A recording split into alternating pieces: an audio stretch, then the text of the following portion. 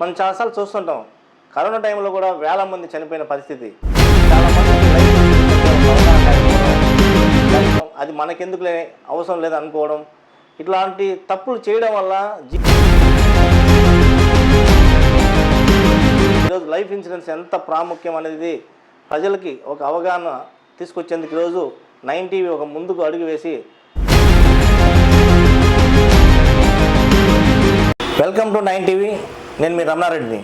ఈరోజు ప్రత్యేకంగా ప్రజల కోసం ఒక అవగాహన తీసుకొచ్చేందుకు లైఫ్ ఇన్సూరెన్స్ ఎంత ప్రాముఖ్యమో అది ప్రజలకు వివరించేందుకు మన 9 టీవీ ఒక అడుగు ముందుకేసింది. మనం చాలాసార్లు చూస్తుంటాం. కరోనా టైంలో కూడా వేల మంది చనిపోయిన పరిస్థితి. చాలామందికి లైఫ్ ఇన్సూరెన్స్ అంటే ఒక అవగాహన లేకపోవడం, దాన్ని తీసుకోకపోవడం, అది మనకెందుకులే అవసరం లేదు అనుకోవడం, ఇట్లాంటి తప్పులు చేయడం వల్ల జీవితంలో కుటుంబాలు రోడ్డున పడుతున్న పరిస్థితి. ఎంతోమంది తమ జీవితాలు ఈరోజు మనిషి ఉన్నాడా, రేపు మనిషి బతికుంటాడా తెలియని పరిస్థితుల్లో ఈరోజు లైఫ్ ఇన్సూరెన్స్ ఎంత ప్రాముఖ్యం అనేది ప్రజలకి ఒక అవగాహన తీసుకొచ్చేందుకు ఈరోజు 9 టీవీ ఒక ముందుకు అడుగు వేసి ప్రముఖ ఏదైతే Tata life insurance team leader Lakshmi Rajasekhar మనతో ఉన్నారు. మరిన్ని విశేషాలు అడిగి తెలుసుకుందాం. నమస్తే మేడం.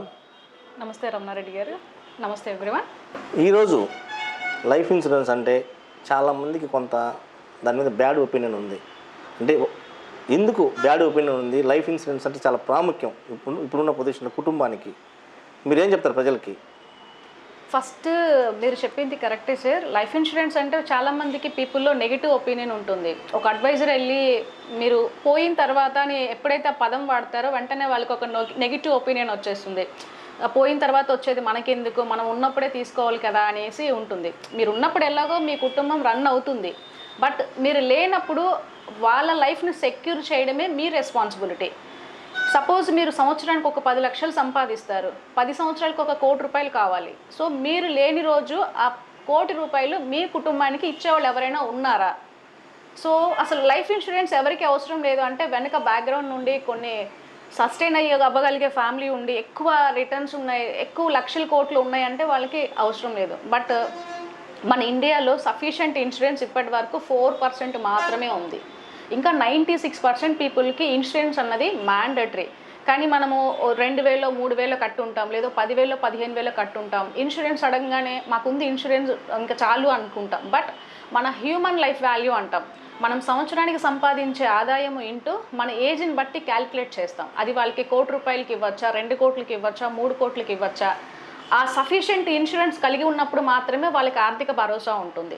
ఇప్పుడు ప్రతి మనిషికి కావాల్సినవి కొంత ఇన్వెస్ట్మెంట్స్ ఉంటాయి. అది ఫస్ట్ వాళ్ళ హెల్త్ మీద ఇన్వెస్ట్మెంట్ చేసుకోవాలి, హెల్త్ ఇన్సూరెన్స్ మీద ఇన్వెస్ట్మెంట్ చేసుకోవాలి, ఎవ్రీ ఇయర్ హెల్త్ చెకప్స్ మీద ఇన్వెస్ట్మెంట్ చేసుకోవాలి, లైఫ్ ఇన్సూరెన్స్ మీద ఇన్వెస్ట్మెంట్ చేసుకోవాలి. ఇవన్నీ ప్రాపర్గా ఉన్నప్పుడు ఆ కుటుంబం ఆర్థిక భరోసా ఉంటుంది, చాలా భద్రతగా సెక్యూర్గా ఫీల్ అవుతారు. అంటే బాధ్యత ఉంది. ఎవరికైతే కుటుంబం యొక్క పెద్ద ఉంటారో ఫ్యామిలీ హెడ్, తను కంపల్సరీ ఇన్సూరెన్స్ అనేది కలిగి ఉండాలి. ఇంకోటి మేడం, ఏదైతే లైఫ్ ఇన్సూరెన్స్లో మనం చూస్తాం రోడ్ యాక్సిడెంట్స్, లేకపోతే మన బస్సు ప్రమాదంలో ఊహించిన సంఘటనలు ఇవన్నీ, అంటే వాళ్ళు చనిపోతారు అని ఎవరికి తెలియదు. అట్లాంటి టైంలో ఈ లైఫ్ ఇన్సూరెన్స్ ఏ విధంగా ఉపయోగపడుతుంది వాళ్ళ కుటుంబాలకి? ఆర్థిక భరోసా చాలా ఇస్తుంది సార్. ఇప్పుడు మనము టర్మ్ ఇన్సూరెన్సే చూసుకుందాం. 1 కోటి రూపాయలు టర్మ్ ఇన్సూరెన్స్ తీసుకుంటే ఇంకా 1 కోటి రూపాయలకి యాక్సిడెంటల్ కవర్ తీసుకోవచ్చు. దానికి పబ్లిక్ ట్రాన్స్పోర్టేషన్ అయితే ఇంకొక 1 కోటి రూపాయలు అదనపు ప్రొటెక్షన్ వస్తుంది. అంటే అదొక భరోసా లాగా అనిపిస్తుంది. ప్రీమియం కూడా చాలా తక్కువ పడుతుంది, ఎక్కువ కవరేజ్ ఉంటుంది. సో ప్రతి కుటుంబానికి అట్లీస్ట్ ఒక 2-3 కోట్ల ఇన్సూరెన్స్ అన్నది ఉన్నప్పుడు ఆ కుటుంబం కొంచెం ప్రశాంతంగా ఉంటుంది.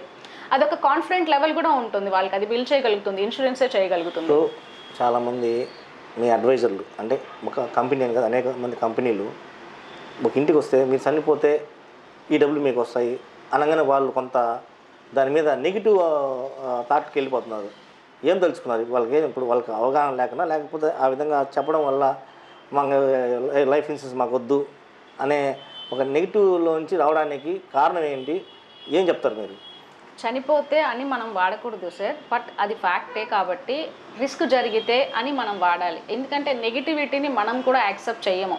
ఇప్పుడు నేను ఏదో ఇన్సూరెన్స్ ప్రొఫెషన్కి వచ్చాను కదా అని చెప్పేసి అది నేను యాక్సెప్ట్ చేయగలుగుతానంటే రిస్క్ జరిగితే. సో రిస్క్ జరిగితే అంటే కొన్ని పాలసీస్ ఉంటాయి మనకి రిస్క్తో పాటు రిటర్న్స్ కూడా ఇస్తాయి. అలాంటి పాలసీస్ కనుక మనం సెలెక్ట్ చేసుకుంటే మన లైఫ్ సస్టైనబిలిటీకి ఆ పాలసీ ఇన్కమ్ ఉపయోగపడుతుంది. మనం లేనప్పుడు ఫ్యామిలీకి కూడా ఆ ఇన్కమ్ అనేది ఉపయోగపడుతుంది. అలాంటి వండర్ఫుల్ ప్లాన్స్ టాటాలో కొన్ని ప్లాన్స్ ఉన్నాయి. మెయిన్ పేద మధ్యతరగతి కుటుంబాలకి లైఫ్ ఇన్సూరెన్స్లో ఇదైతే టాటాలో ముఖ్యంగా ఏమున్నాయి ఉపయోగపడేటివి తక్కువ అంటే సార్, టాటా ఏఏలో టర్మ్ ఇన్సూరెన్స్ అనేది చాలా ప్రాముఖ్యతతో కూడి ఉంది. సో టర్మ్ ఇన్సూరెన్స్లో ఎలా ఇస్తారు ఆ టర్మ్ ఇన్సూరెన్స్ అంటే మన ఏజ్ని బట్టి, ఎడ్యుకేషన్ బట్టి, ఇన్కమ్ని బట్టి, సో మన హెల్త్ కండిషన్ బట్టి మనకి ప్రీమియం ఉంటుంది. సపోజ్ మీరు 20 సంవత్సరాలకి ఇన్కమ్ సోర్స్కి వచ్చారు, సంపాదిస్తున్నారు అంటే టర్మ్ ఇన్సూరెన్స్ మీకు ఒక 22,000 పడుతుంది ₹1,00,00,000 ప్రీమియం తీసుకుంటే. కానీ అదే మీరు 30 సంవత్సరాల్లో 40 సంవత్సరాల్లో తీసుకుంటే దాని మీద వడ్డీ వెళ్ళి అప్పటికి ఒక ₹1,00,000 1,20,000 ప్రీమియం అవుతుంది. అంటే ఎంత ఎర్లీగా ఇన్కమ్ సంపాదించే స్టేజ్కి వస్తామో ఒక పాలసీ అలా తీసుకుంటే అదొక ప్రొటెక్షన్ లాగా పనికొస్తుంది. సో మనకి నార్మల్గా సేవింగ్ ప్లాన్స్ వచ్చేటప్పటికి మనం ₹1,00,000 ప్రీమియం కడితే మనకి 11 టైమ్స్ కవరేజ్ ఇస్తాడు. అంటే 11 లక్షల రిస్క్ కవరేజ్ ఇస్తాడు. కానీ అదే టర్మ్ ఇన్సూరెన్స్లో మనం ఒక 30,000 40,000 కడితేనే ₹1,00,00,000 కవరేజ్ ఇస్తాడు. అది ఊరికనే ఇస్తాడా కవరేజ్ అంటే కాదు. ఆ కుటుంబ పెద్ద ఎవరైతే ఉంటారో తనకి కనుక రిస్క్ జరిగితే ఆ ప్లేస్లోకి ఈ కంపెనీ వచ్చి ఆ రెస్పాన్సిబిలిటీస్ తీసుకోవడం కోసము టర్మ్ ఇన్సూరెన్స్ అన్నది మేజర్గా అది ఇన్కమ్ సోర్స్ ఉండాలి. ఇప్పుడు మెయిన్గా మనకి వినిపించే వాదన ఏంటంటే, ఒక 100 మంది పాలసీలు తీసుకున్నారు అనుకోండి, చనిపోయిన తర్వాత చాలా అడ్డంకులు పెడతారు. 100 మందిలో 10 మందికో 5 మందికో ఇస్తారు, మిగతా 90 మందికి ఎవరు అనేది ఒక బలమైన వాదన ఉంది. ఎంతవరకు కరెక్ట్, ఏం చెప్తారు ప్రజలకి? సార్, ఇన్సూరెన్స్ అనేది కంపెనీకి పాలసీదారునికి మధ్య ఒక చట్టబద్ధమైన అంగీకారము ప్లస్ ఒక అగ్రిమెంట్. అంటే ఏది కూడా ట్రస్ట్ వర్తీగా ఉండాలి. కంపెనీ కూడా మనతో పాజిటివ్గా నిజాలు షేర్ చేసుకోవాలి. మనం కూడా ఉన్నది ఉన్నట్టు ఓపెన్గా ఉండి తీసుకుంటే క్లెయిమ్ సెటిల్మెంట్ అనేది చాలా బాగా జరుగుతుంది. కానీ మనకి హెల్త్ ఇష్యూస్ ఉండి అక్కడ లేవని మెన్షన్ చేసినప్పుడు, లేదు వెయిట్ ఎక్కువ ఉండి వెయిట్ లేదని చేసినప్పుడు, స్మోకింగ్ డ్రింకింగ్ హ్యాబిట్స్ లేవని అక్కడ మెన్షన్ చేసినప్పుడు, ఇన్ కేసు ఆ డ్రంక్ అండ్ డ్రైవ్లోనో లేకపోతే ఇంకేదైనా రిస్క్ జరిగినప్పుడు ఏం జరుగుతుంది అంటే కంపెనీ ఇవన్నీ ఎంక్వైరీ చేస్తుంది. మనకి ఆ టెలిమెడికల్లో లేకపోతే వీడియో మెడికల్లో ఫిజికల్ మెడికల్కి వెళ్ళినప్పుడు ఆ డేటా కంపెనీ దగ్గర ఉంటుంది. అంటే 3 సంవత్సరాలు మనం పాలసీ తీసుకున్నాక 3 సంవత్సరాల్లో ఎప్పుడైనా సరే మనం ఇచ్చిన ప్రూఫ్స్ కరెక్టేనా అని కంపెనీ మనల్ని రీసెర్చ్ చేసుకోవచ్చు, మళ్ళీ వెతుక్కోవచ్చు. ఒకవేళ మనం ఏమైనా ఫ్రాడ్ చేసామో తప్పు చేసామో అంటే కంపెనీ మన ప్రీమియం మనకి ఇచ్చేసి పాలసీని క్యాన్సిల్ చేసేస్తుంది. 3 ఇయర్స్ దాటిన తర్వాత సో అది ఏది ఉన్నా సరే కంపెనీ మనకి క్లెయిమ్ సెటిల్ చేయాల్సిందే. అది మనకి ఆర్టికల్ ప్రకారము అగ్రిమెంట్ ఉంది. ఇప్పుడున్న లైఫ్ ఇన్సూరెన్స్లో ఎంతవరకు అంటే ఇంతకుముందు చాలా డల్గా ఉంది లైఫ్ ఇన్సూరెన్స్, ఇప్పుడు ఎలా ఉంది, ప్రజల్లోకి ఏం తీసుకెళ్తున్నారు, ఏం చెప్పదలుచుకున్నారు, చివరిగా ఈ లైఫ్ ఇన్సూరెన్స్ ఏం చెప్పదలుచుకున్నారు మీరు? సార్, ఇంతకుముందు ఇన్సూరెన్స్ అంటే ఏజెంట్ అని ఒక చులకన భావం, ఒక చిన్న చూపు ఉండేది సార్. కానీ ఇప్పుడు ఇన్సూరెన్స్ అనేది చాలా ప్రొఫెషనల్గా చేస్తున్నారు. ఫినాన్షియల్ అడ్వైజర్ అంటున్నాం మనం. అంటే మనం ఒక ప్లాన్ ఏం కావాలని వెళ్ళి మనం ఇన్సూరెన్స్ అడ్వైజర్ దగ్గర కూర్చున్నప్పుడు మనం ఇన్కమ్ ఎంత, మనకి పిల్లలు ఎంతమంది, వాళ్ళకి ఇన్కమ్ సోర్స్ ఏంటి, ఇన్ ఫ్యూచర్ ఖర్చులు ఏముంటాయి, ఎలా మనం ప్లానింగ్ చేయాలనే దాన్ని బట్టి ఒక మంచిగా ప్లాన్ డిజైన్ చేసి ఇస్తున్నారు సార్. ఇంతకుముందు వెళ్ళి ఒక 20 మందిని 30 మందిని అడిగితే 1-2 పాలసీస్ వచ్చేవి. కానీ ఇప్పుడు పీపుల్కి అవేర్నెస్ వచ్చిన తర్వాత వాళ్ళే సోషల్ మీడియా ఇవన్నీ చూసి కూడా మాకు ఈ పాలసీ కావాలని వాళ్ళు డిజైన్ చేసుకోగలుగుతున్నారు. అంత అవేర్నెస్ పీపుల్లో వచ్చింది. బట్ ఇంకా రావాలి. ఇప్పటి వరకు మనకి 4% ఉంది ఇన్సూరెన్స్, ఇంకా 96% అనేది ఇన్సూరెన్స్ కంపెనీ తీసుకోవాలి మనం. టీమ్ లీడర్గా అడ్వైజర్లకు ఏం చెప్తారు? ఇన్సూరెన్స్లో కావాల్సింది మెయిన్ పేషెన్సీ సార్. ఈరోజు మనం వెళ్ళి క్లయింట్ దగ్గరికి ఒక పాలసీ చెప్తే వెంటనే రాదు. బట్ వాళ్ళకి నీడ్ క్రియేట్ చేయాలి. అంటే వాళ్ళకి ఇన్కమ్ సోర్స్ ఎంత ఉంది, వైఫ్ కూడా వర్క్ చేస్తారా, పిల్లలు ఎడ్యుకేషన్ పర్పస్ కావాలా వాళ్ళకి, లేదు పాప మ్యారేజ్ పర్పస్ కావాలా, లేదు వాళ్ళకి రిటైర్మెంట్ ఫండ్ కావాలా, లేదు ప్రొటెక్షన్ కావాలా, వీటన్నిటిని మనం సెగ్మెంట్ని ఒకసారి చూసి దాన్ని బట్టి వాళ్ళకి ఏ ప్లాన్ ఇస్తే బెటర్ అనేసి అడ్వైజర్ తెలుసుకుంటే కనుక పాలసీస్ క్లోజ్ చేయడం చాలా ఈజీ అవుతుంది. ఆ ఎడ్యుకేషన్ అవేర్నెస్ అనేది ఫస్ట్ అడ్వైజర్కి ఉండాలి. దానికోసం అని చెప్పి లైసెన్స్ వచ్చిన వెంటనే వెళ్ళి పాలసీలు చెప్పకుండా కొంత టైం మనకి లెర్నింగ్ మీద పెట్టాలి. సో ప్రొడక్ట్స్ ఏమున్నాయి, సబ్జెక్ట్ ఏముంది, మనం ఒక క్లయింట్కి పాలసీ ఇచ్చాము అంటే దానికంటే బెస్ట్ పాలసీ ఎవరు ఇవ్వకూడదు, దాన్ని ఎవరు సజెస్ట్ చేయకూడదు. అంత బెస్ట్గా మనం తయారైనప్పుడు కంపల్సరీ పాలసీస్ చాలా ఫాస్ట్గా క్లోజ్ అవుతాయి, ఈజీగా సేల్ చేయగలుగుతారు అడ్వైజర్. మనకి టాటాలో ఒక బెస్ట్ ప్లాన్ ఉంది, పరం రక్ష. పరం రక్షలో ఇప్పుడు మనకి సేవింగ్ ప్లాన్ అనుకోండి, జస్ట్ సేవింగ్ చేసుకున్నట్టు కొంత రిటర్న్స్ ఇస్తాడు. టర్మ్ ఇన్సూరెన్స్ అయితే ఓన్లీ రిస్క్ జరిగితేనే రిస్క్ కవరేజ్ ఇస్తాడు. కానీ ఈ పరం రక్షలో రిస్క్ కవరేజ్ ఇస్తున్నాడు ప్లస్ రిటర్న్స్ ఇస్తున్నాడు. ఈ ఒక్క plan 10 saving ప్లాన్స్తో equal.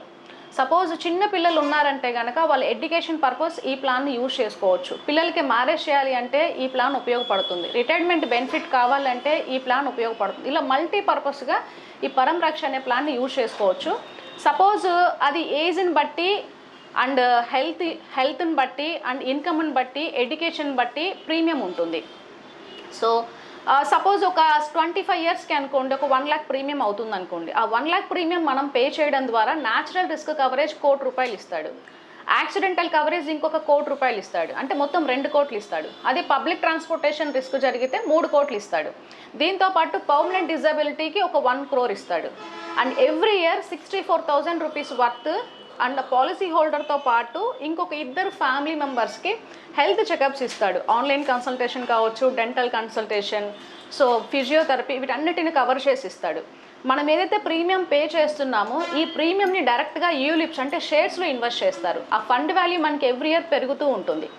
5 years locking period. 5 years వరకు మనం అమౌంట్ని కదిలించడానికి లేదు. 6th year నుంచి మనం పే చేసిన ప్రీమియంలో కూడా అప్ టు 70% వరకు తీసుకోవచ్చు. ఏమి తీసుకోకుండా ఉంటే మనకి మెచ్యూరిటీ బెనిఫిటే. సపోజ్ మనం ఎంతైతే పే చేస్తున్నామో ఒక 1 lakh పే చేసామో ఇంటూ 12 years పే చేసామో మనకి 85th year వరకు కవరేజ్ ఉంటుంది, 1 కోటి రూపాయల కవరేజ్. రిటర్న్స్ కూడా ఒక 1 crore 1.5 crore రిటర్న్స్ వస్తాయి. సో ముందుగా కావాలంటే ముందుగా తీసుకోవచ్చు, మినిమం 5,000 ఎప్పుడైనా విత్డ్రా చేసుకోవచ్చు. నేను కూడా 1.5 crore టర్మ్ ఇన్సూరెన్స్ తీసుకున్నాను. సో వండర్ఫుల్ ప్లాన్ అది. సో ఎవరికైనా ఆ ప్లాన్ ఎలిజిబిలిటీ ఉంటే డెఫినెట్గా ఆ ప్లానే మేము సజెస్ట్ చేస్తాం బెస్ట్గా. ఈరోజు మేడం చెప్తున్నది ఏంటంటే మనం ఏదైనా వాళ్ళకి ప్రూఫ్స్ ఇచ్చేటప్పుడు ఇన్సూరెన్స్ చేసుకునేటప్పుడు పూర్తి సమాచారం దాచిపెట్టకుండా ఉన్నది ఉన్నట్టుగా చెప్తే ఎక్కడ ఎలాంటి ఫ్రాడ్ జరగదు. లైఫ్ ఇన్సూరెన్స్ అనేది మీ జీవితంలో ఒక భాగం కాబట్టి ప్రతి ఒక్కరూ లైఫ్ ఇన్సూరెన్స్ తీసుకొని కుటుంబానికి సేఫ్టీగా ఉండాలి, వాళ్ళకి భద్రత కల్పించాలి. ఒక కుటుంబంలో పెద్ద చనిపోతే వాళ్ళ పిల్లలు అనాథ కాకుండా కుటుంబానికి ఒక రక్షణ కల్పిస్తుంది ఇన్సూరెన్స్. ప్రతి ఒక్కరు తీసుకొని పిల్లలకి కానీ ఫ్యామిలీకి కానీ ఒక భద్రత కల్పించాలనే లక్ష్యంతో ప్రతి ఒక్కరు బాధ్యతగా దీన్ని తీసుకోవాలని చెప్పి కూడా మనకి లక్ష్మీ రాజశేఖర్ తెలిపారు. మరిన్ని విషయాలు పూర్తి స్థాయిలో వారం కూడా మనం అప్డేట్ ఇస్తాము దీనిపైన. ఇప్పుడే దాదాపు అన్నీ ఒకేసారి చెప్పడం వల్ల కూడా ప్రజలు కొంత గందరగోళం గురవుతారు కాబట్టి ప్రతి వారం కూడా దీనిపైన పూర్తి స్థాయిలో లైఫ్ ఇన్సూరెన్స్ అంటే ఏంటి, ఎలా తీసుకోవాలనే మీద పూర్తి సమాచారం అందించేందుకు 9 TV ముందు ఉంటుంది.